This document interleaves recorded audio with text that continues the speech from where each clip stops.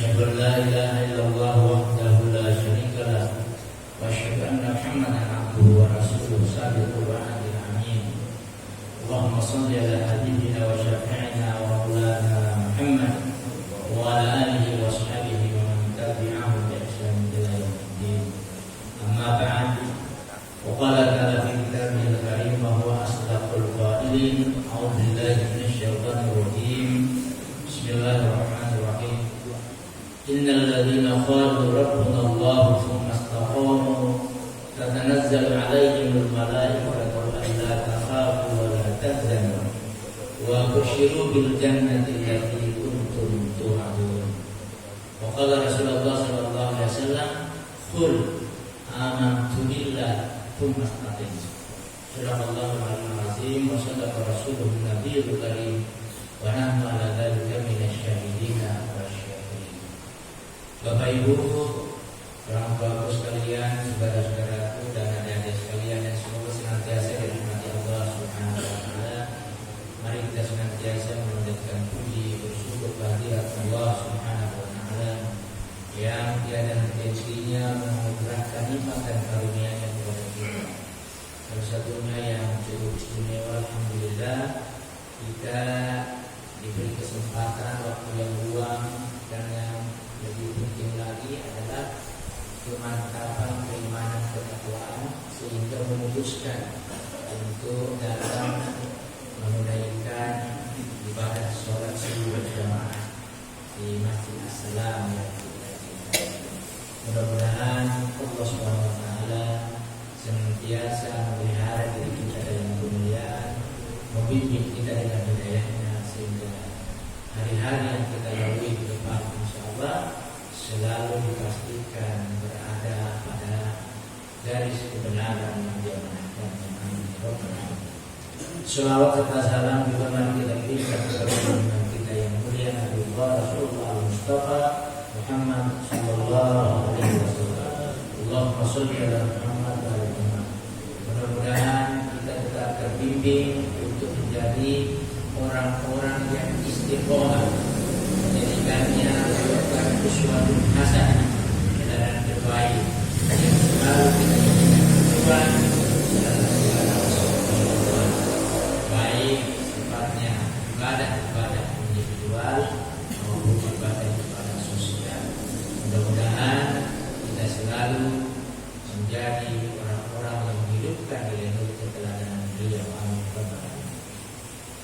Kaum muslimin rahimahullah, kata istiqomah ini selalu dibutuhkan prakteknya, karena paling tidak dua hal. Yang pertama, secara pribadi, secara individual atau secara infiradi, setiap orang yang dengan sadar menyatakan dirinya sebagai hamba Allah Subhanahu wa taala, bersedia taat pada Allah dan Rasulnya, itu mestinya punya agenda yang terukur dari hari ke hari, bahwa dia dalam ketaatan kepada Allah Subhanahu wa taala yang bahkan insyaallah kualitasnya meningkat terus. Kemudian yang kedua, tidak ada orang beriman yang tidak diuji. Nah, itu kan di surah Al-Ankabut ayat 2 yang banyak di antara kita yang hafal itu. Wabillahi minasyaitonir rajim. Bismillahirrahmanirrahim. Ahasiban nasu ayyutraku ayyaqulu amanna wa hum la yuftanun. Apakah manusia itu mengira setelah menyatakan dirinya beriman begitu saja lantas tidak diuji lagi? Tak bakalan. Orang beriman pasti diuji. Dan ini dalam kehidupan sangat logis. Kenapa? Ujian dan tantangan makin banyak. Tantangan kehidupan. Jadi agar tantangan yang makin puncak itu bisa dihadapi, kekuatan orang beriman juga harus makin mantap. Nah, agar bisa makin mantap harus naik kelas. Ini bahasa bersahaja. Agar naik kelas ya harus lulus ujian. Karena itu ujian dirancang oleh Allah Subhanahu wa taala.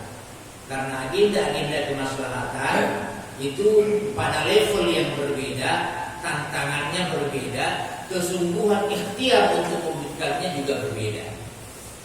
Nah, terus kalau kita buka lebih lebar, ketika nilai-nilai keimanan yang kita yakini mau dimantapkan dalam diri kita sebagai pribadi mukallaf pelaksana syariat Islam, ya tentu saja kita ingin selalu mengalami peningkatan sehingga tidak berhenti pada pribadi, lingkungan keluarga, rumah tangga, tapi juga ke masyarakat. Artinya apa? Peluang tantangan semakin terbuka. Nah, bahkan terkait dengan kehidupan sosial itu dari rumah ke RT, RW, ya, kelurahan sampai yang lebih tinggi, itu tantangannya juga semakin bertambah.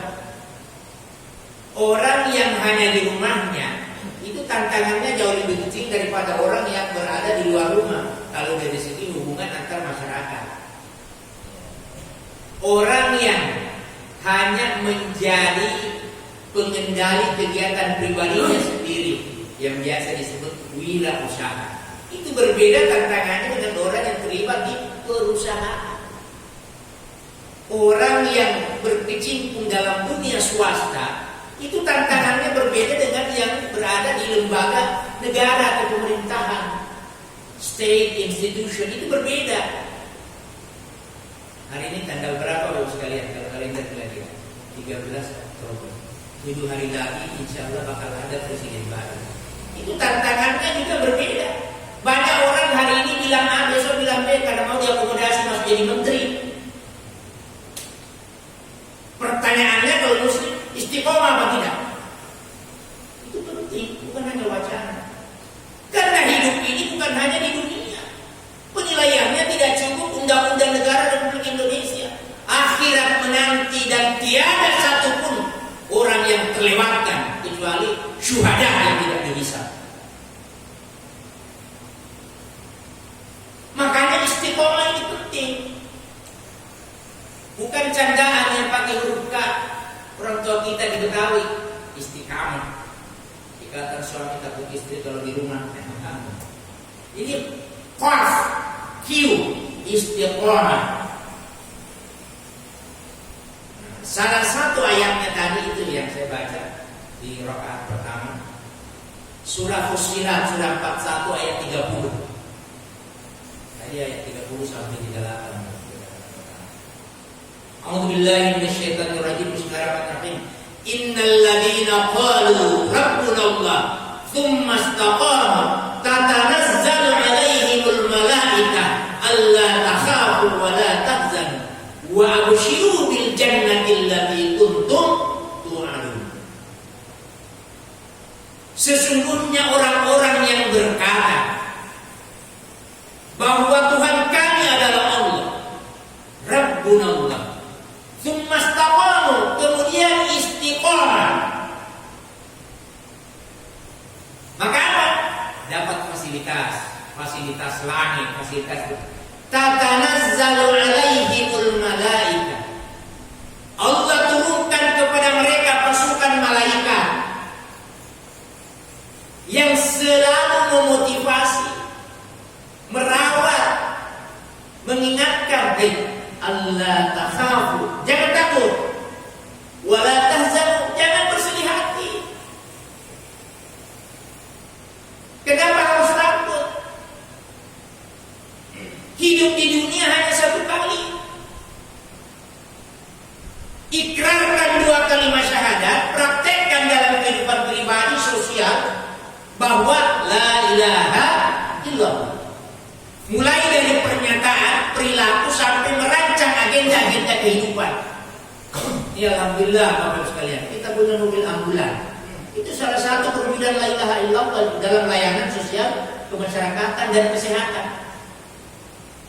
Karena akidah itu tidak cukup di sini, pangkalnya di sini dalam hati, tapi buahnya harus dinikmati masyarakat. Makanya Nabi diutus itu menjadi rasul, bukan hanya untuk dirinya, tapi untuk rahmatan lil alamin. Tantangan begitu banyak, karena itu istiqomah penting. Jangan hari ini A, besoknya B, mencela-mencela. Untuk dirinya tidak cukup, orang lain jadi ribet. Apalagi struktur kultur kemasyarakatan kita dalam sejarah Indonesia ini namanya paternalistik. Apa itu? Kebapakan. Kalau seorang tokoh bapak ini, apa yang dilakukan cenderung diikuti oleh yang di bawahnya. Kayak Pak Harto bilang, ini saudara kita yang jauh, mikul dulu dan jerok. Hati-hati. Nah karena itu kita harus seperti Rasul. Apa itu? Kemanapun pergi, kapan dan dimanapun, apapun yang dilakukan, pastikan dia bisa diteladani oleh orang lain. Mulai dari diri kita. Ibda' binafsik tsumma li ghairi. Mulai dengan dirimu kata Nabi, kemudian orang lain. Start by yourself and then the others. Jangan nunjuk orang merulukan diri sendiri. Atamuruna an-nasa bil birri wa tansawna anfusakum wa antum tatluna al-kitab afala ta'qilun. Kayak Bani Israel dulu. Itu di surah Al-Baqarah 42 masa. Kenapa nyuruh orang berbuat baik tapi lupa diri sendiri? Padahal kau baca kitab. Apa enggak pakai akal sehat? Nah hanya itu dia. Ini lagi-lagi bahayanya nih. Karena ini 2019-2024 banyak sekali penjajahan akal sehat. Isu ijazah palsu lah. Narkoba di level tertinggi negara lah. Apalagi Indonesia, the power of netizen, seru itu. Dan hati-hati jamaah sekalian. Apa yang berkembang di sana dengan aplikasi digital sosial media itu bisa mempengaruhi rumah tangga dan keluarga kita, anak-anak kita. Ini tadi dengan Fatihun jalan kesini, saya bilang setiap saya ngisi acara subuh di masjid, proses perjalanan dari rumah ke masjid itu selalu menemukan anak-anak yang tak jelas juntrungannya di jalanan, naik motor. Kenapa? Biasanya berburu wifi gratis di kafe-kafe, internet gratis. Kita nggak tahu isinya pinjol, judi online, pornografi digital, dan seterusnya. Dan itu banyak. Harus ada betul. Ini bagian dari kajian akhlak digital. Nah, lain kali kita akan bahas. Buku terbaru saya kemarin yang terbit bulan Februari ada di dalam kitab. Istiqamah seperti apa yang suruh-suruh di atas akan diikuti masyarakat. Kalau tidak punya pegangan, sementara setiap aktivitas kita dalam definisi kehambat kan tidak ada yang terlewatkan. Itu tadi yang lolos hisab hanya syuhada yang kemudian. Dan Allah tidak pernah lupa atas apapun yang kita kerjakan.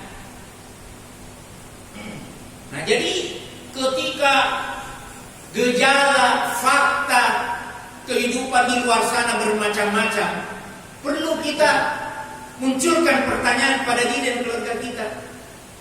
Apakah kita tetap aman dalam pendirian kebajikan, sikap istiqomah ini ada nggak dalam hidup kita? Jika tidak, begitu mudah nanti ikut-ikutan. Apalagi itu tadi, kalau selama ini dia punya tokoh levelnya apa di pemerintahan, oknum menteri lapas. Saya bilang oknum ini pribadi maksudnya. Karena kan kalau berkaitan dengan kualifikasi kriteria kemenangan, kan orang nggak boleh melakukan salah tuh. Jadi ketika salah pribadinya, orang biasa sebut oknum, kan gitu. Nah, itu artinya kita menghormati posisi itu. Menteri Pendidikan itu kan nggak boleh salah. Pribadi Nadiem ya bisa aja. Nah itu maksudnya tuh. Nah karena itu kita harus jaga baik-baik. Kita punya anak, keluarga. Dan ingin memastikan bahwa sebagai hamba Allah dari hari ke hari kita berada di jalan yang benar. Lebih dari itu kualitasnya harus meningkat. Manfaat ke orang-orang sekitar kita harus terasa dan bertambah.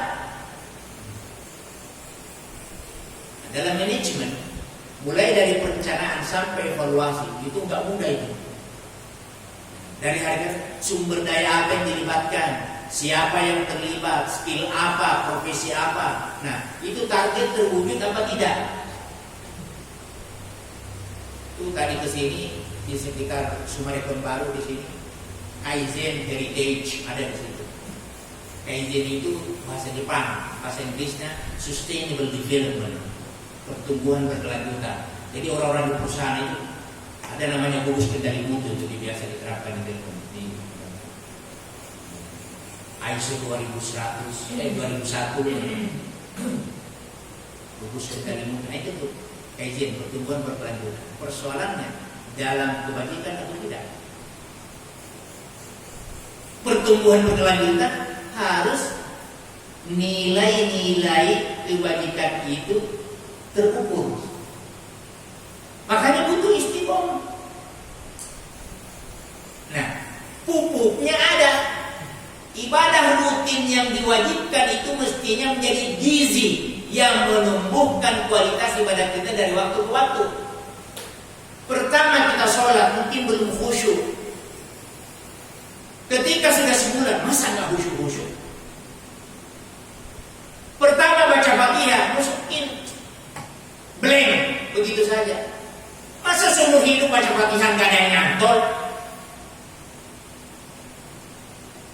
Alhamdulillah, sekarang masjid-masjid seperti ini semua ada program kajian rutinnya, ada pengajian berkelanjutan, sehingga nambah ilmu, penyadaran, pengembangan kualitas tambahan itu pasti ada.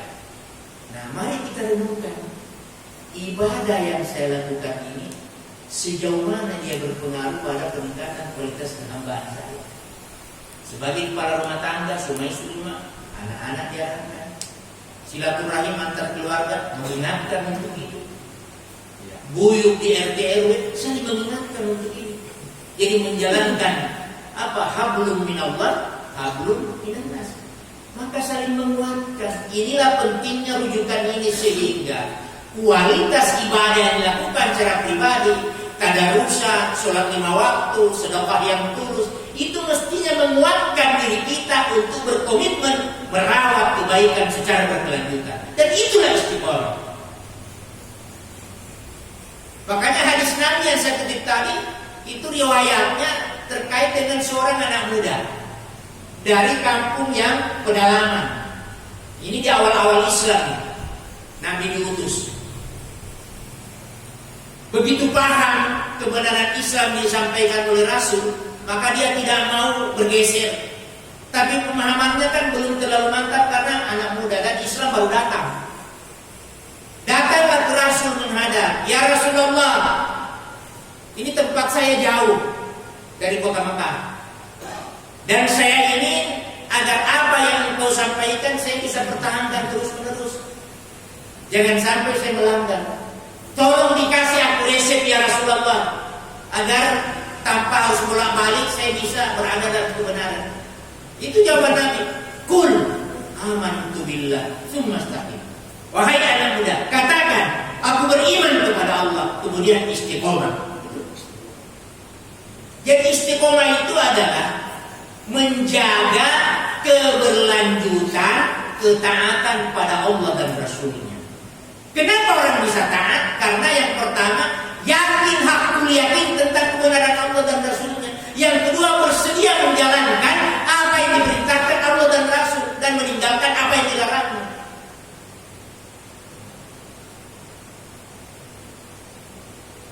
Fama atau ar-rasul faqad ata Allah. Barang siapa taat pada Rasul, taat pada Allah. Begitu sebaliknya. Nah, karena itu kita harus sering menjaga. Kalau ada orang 30 tahun berislam, kemudian kaget, tanda petik, tiba-tiba, karena sekarang tidak ada yang tiba-tiba mewujudkan sesuatu yang berbeda dalam prinsip Islam. Pertanyaannya, kemana sholat 5 waktunya selama ini? Apa enggak berbekas? Apakah setiap dia sedekah kamuflase, enggak ada ketulusan? Kok enggak berpengaruh? Apa ketika dia mendidik anaknya basa-basi karena dia menyampaikan nilai-nilai kebaikan? Jadi orang yang sudah pakem dalam menyatakan keimanannya pada Allah, pasti pupuk-pupuk istiqomah itu ada dalam dirinya. Nah, inilah bahayanya kalau kemudian orang masuk karya publik, apalagi ada tanda petik kualifikasi politisnya. Ya. di antar waktu kegiatan bisa reshuffle tergantung presidennya. Jelang pelantikan presiden baru, ya negosiasi sana sini, saya bisa jadi menteri apa tidak misalnya kan. Jadi peluang untuk tidak istiqomah itu besar sekali. Yang bahaya ini orang-orang di bawah karena tadi paternalistik, kecipratan apa tidak? Alhamdulillah. Ini makanya harus betul-betul dijaga. Sehingga pada saat begitu ya tanggung jawab pasti. Tapi jamaah kita tidak boleh korbankan.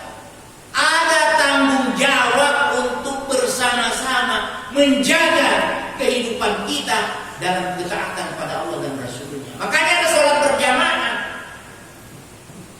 Selama imamnya tidak salah, tidak boleh diprotes. Kalau imam takbir, makmum wajib takbir. Kalau tidak sah sholat berjamaahnya. Imam salah baca, dibenarkan oleh yang di belakangnya. Makanya nggak boleh sembarangan yang di belakang imam. Karena sholat berjamaah ini adalah model miniatur kehidupan sosial keislaman. Kita dilatih bahwa kebenaran itu tidak hanya di sini, tapi menjadi kerangka kehidupan sosial kemasyarakatan. Masyarakat dilayani karena la ilaha illallah. Karena itu konsep tauhid kita harus masuk ke manajemen kehidupan. Itulah rahmat kalian alamin. Ini memang butuh sistem, butuh kerangka, butuh perencanaan. Nah itu tadi, dari waktu ke waktu kan perlu ada evaluasi. Sejauh mana nilai-nilai keislaman itu mewujud nyata dalam diri, rumah tangga, keluarga, masyarakat. Bahkan dalam kehidupan berbangsa dan bernegara. Nah, makanya setiap orang memiliki tanggung jawabnya masing-masing. Kalau dia di kepala rumah tangga ada levelnya, ada wilayahnya. Kepala negara tentu ya lebih luas. Jadi nanti presiden itu di hari kemudian ditanya, itu tambah nikel di Morowali benar atau tidak? Itu pasti ditanya itu. Kemarin orang Bugis yang lawan bakar perusahaannya di sana karena tidak bertanggung jawab. Itu dari kampung saya itu. Dari pusat tidak ada. Bayangkan orang yang menghabiskan waktunya untuk keluarganya, untuk anaknya. Dari situ dia cari nafkah karena anaknya sekolah, ya. Istiqomah dibutuhkan di mana-mana jemaah. Waktu berubah, tantangan bertambah, kualitas keimanan dibutuhkan peningkatan dari diri, keluarga, teman sejawat, lingkungan. Kita ini membangun persaudaraan Islam dengan sholat berjamaah. Nah karena itu haram hukumnya. Ada saudara kita terpeleset, tapi kita diam-diam tidak ingatkan.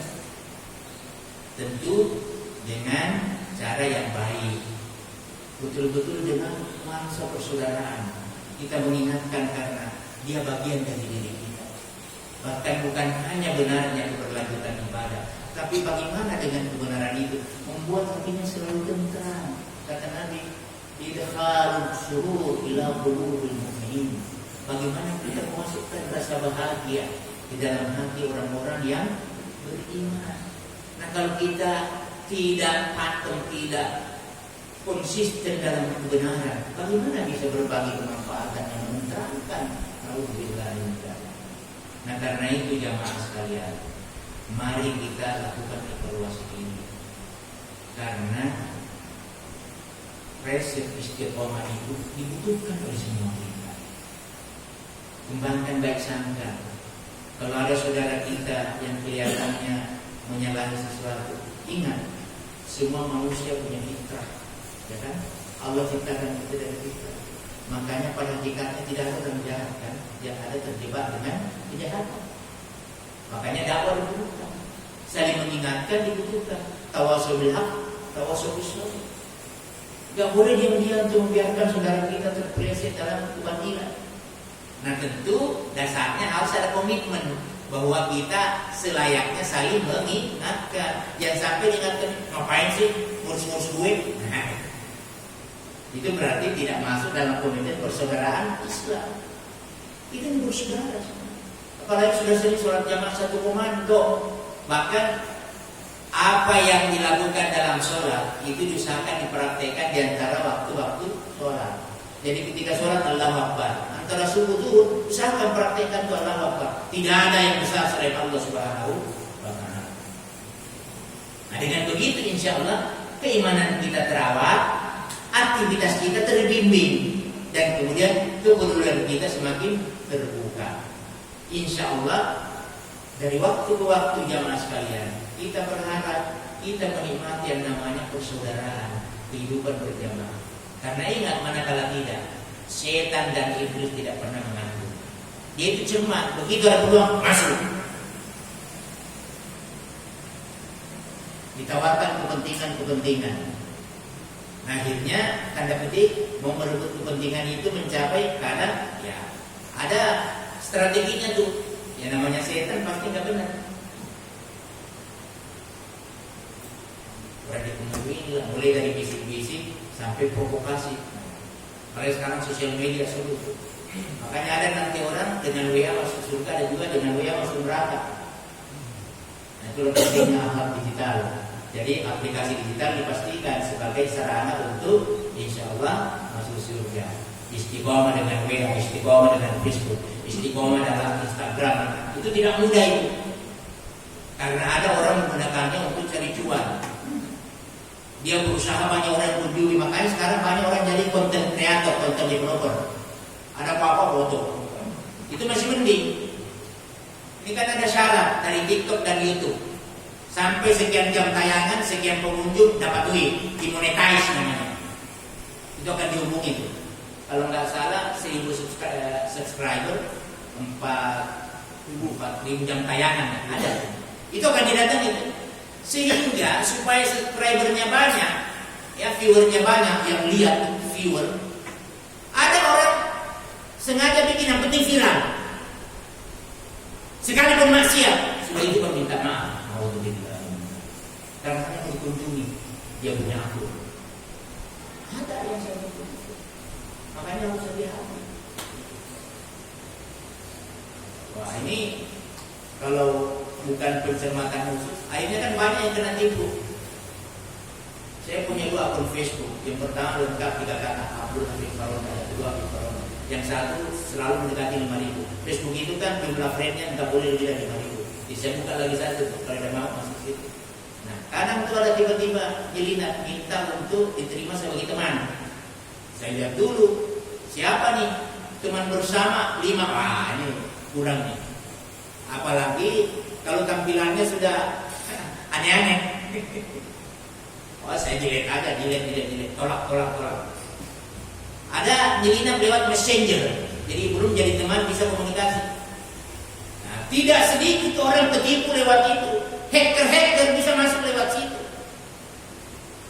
Ditahu orang sering iseng, tampilannya maaf, wajah perempuan. Boleh jadi operatornya itu laki-laki, namanya juga penipu. Makanya kan tiba-tiba di-hack WA-nya, mungkin pancingannya begitu. Nah, bahkan ada ini, supaya kita terima sebagai teman, ini sedikit cerita karena ada banyak yang tertipu. Itu sengaja beberapa teman kita dia jadikan teman duluan. Misalnya teman saya berapa, diambil 5 tuh dia berteman. Nah, setelah itu modalnya mau masuk ke saya, muncul frame 5 misalnya. Saya lihat siapa tuh yang teman bersama dengan saya. Wah, ini yang orang tak pernah kritis mengecek ini siapa. Udah saya tolak. Atau saya tunda 3 bulan saya lihat di antrian untuk jadi teman. Karena kalau sudah masuk itu tantangan istiqomah dalam aplikasi digital. Makanya banyak tiba-tiba di-hack. Saya tahu, kalau saya alhamdulillah, kalau orang yang akrab, inilah pentingnya silaturahim. Kalau orang yang kita kenal, hubungi pakai apa saja, mau yang SMS, itu ketahuan. Wah, ini orang yang akrab dengan saya, ini orang enggak. Ada yang paksa-paksa yang pakai logat Sulsel. Ketahuan, salahnya Pak. Ini mau nipu. Hati-hati. Dan yang paling banyak, ya maaf, lagi-lagi yang dirugikan saudara kita yang perempuan. Menampilkan foto perempuan yang bahkan tidak layak. Jadi kalau orang sering angkat bisa jadi waktu. Itu yang pernah saya bilang di sini. Setan dan iblis itu tidak mendekati lagi orang jahat karena sudah otomatis anggota. Yang diincar ini ya kayak bapak-bapak, ibu-ibu ini. Bagaimana yang kalau sholatnya didekati supaya pindah mata setannya dan iblisnya.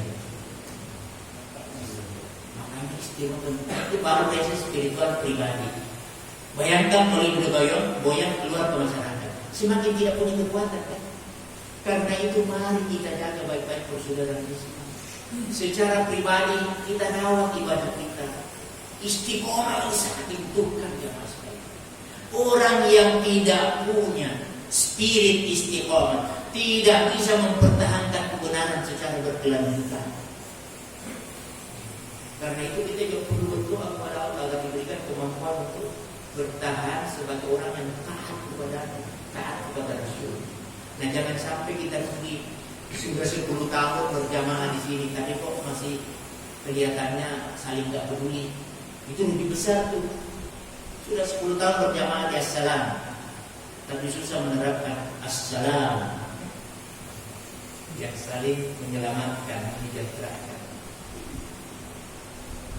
Ayo mari kita pelihara sikap istiqomah, sehingga kebenaran yang kita lakukan insya Allah akan tumbuh sedemikian rupa dan meningkatkan kualitas keimanan kita, baik pribadi maupun secara berjamaah. Apalagi di level kehidupan sosial kebangsaan, Bapak Ibu sekalian. Kalau kita tidak punya modal begini, kita diseret-seret.